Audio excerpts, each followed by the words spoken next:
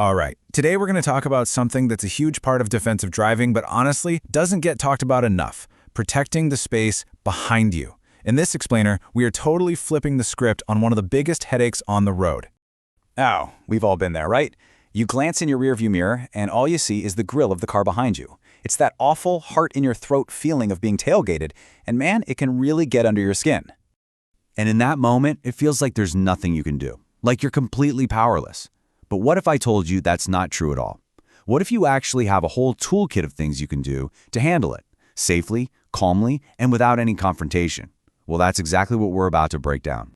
Okay, so Section 1, the pressure from behind, and why this space is so often ignored. You know, from the moment we learn to drive, we're told, watch what's in front of you. And because of that, the space at our back just becomes this blind spot in our awareness.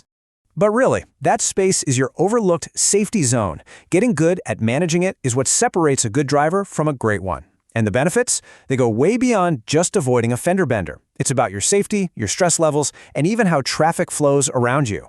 Let's just quickly run through why this is such a game changer. I mean, obviously, it reduces the risk of getting rear-ended, but it also helps smooth out traffic flow, preventing that constant chain reaction of brake lights. It gives you an escape route if something happens up ahead, and maybe the biggest one of all, it just flat out lowers your stress. It puts you back in control.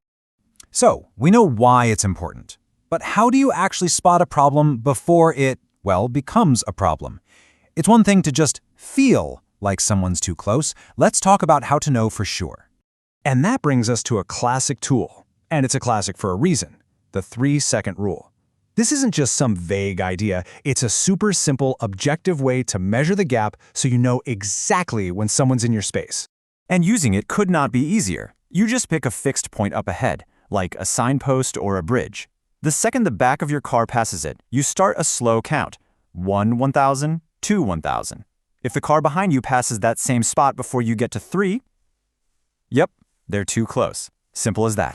But, and this is super important, that rule isn't set in stone. If it's raining or snowing or foggy, that safe distance needs to get bigger. You've got to stretch that count to 4, maybe even 5 seconds, because everyone's stopping distance is going to be longer.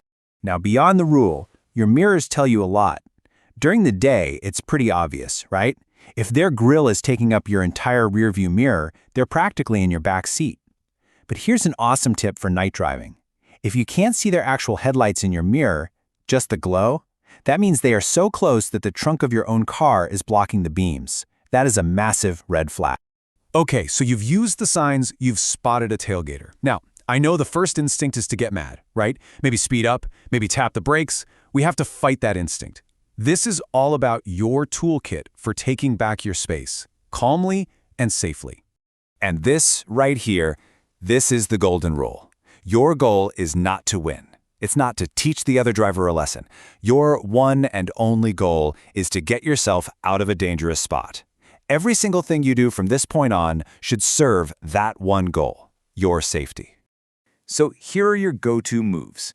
First and easiest, just gently ease your foot off the gas. Don't brake, just coast. A lot of the time, that's all it takes.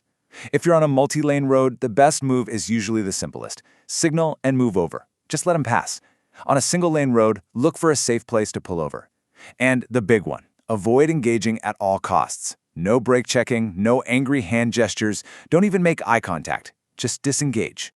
Okay, now we're going to get to my absolute favorite tactic. It feels completely backwards when you first hear it, but trust me, it is the most effective way to build yourself a safety bubble. Here it is, the single most powerful, most effective move you can make when someone is tailgating you is to increase the space between your car and the car in front of you. I know, it sounds totally weird, but the logic behind it is just brilliant. And here's why it's such a game changer. By opening up that gap ahead, you're creating this huge safety cushion. Now, if the car way up ahead slams on its brakes, you don't have to. You can slow down gently, smoothly, giving the person behind you way more time and space to react. You are literally managing their risk for them. It's amazing. You know, it is so easy to see that car in your mirror and just assume they're an aggressive jerk. But honestly, understanding why people tailgate can be a really powerful tool for keeping your own cool and, staying safe. And what's really interesting when you look at the breakdown is, yeah, sure, sometimes it is just pure impatience or aggression. But look at these other reasons. A huge chunk of the time, it's just a lack of awareness, or these days more and more, they're just distracted. They might not even realize how dangerously close they are. And once you realize it's probably not a personal attack, it becomes so much easier to just stay calm and handle. So, we've talked about your skills, but let's not forget the incredible tools that are built right into a lot of modern cars. The best way to think about all this tech is as your digital co-pilot, always working in the background to help you manage that space around you. Let's break some of this down. You've got things like forward collision warning and automatic emergency braking. They help prevent you from having to slam on your brakes, which is a major cause of getting rear-ended. Then there's adaptive cruise control, which automatically keeps a safe distance, smoothing out the flow. And of course, blind spot monitoring, which makes it way easier to make that safe lane change to get away from a problem driver. Ultimately, this is what it all comes down to. It's a huge mindset shift. When you understand why that rear space matters, you know how to spot the signs, and you have the tools, both your own skills and your car's tech, the whole game changes. You stop being a passive target, and you become the active, confident manager of your own safety. So I'll just leave you with this one question. The next time you're out driving and you glance in that rearview mirror, what are you going to see? Are you going to see a danger zone that you have no control over? Or are you going to see an opportunity, your greatest tool for making sure you have a safer and a much calmer drive?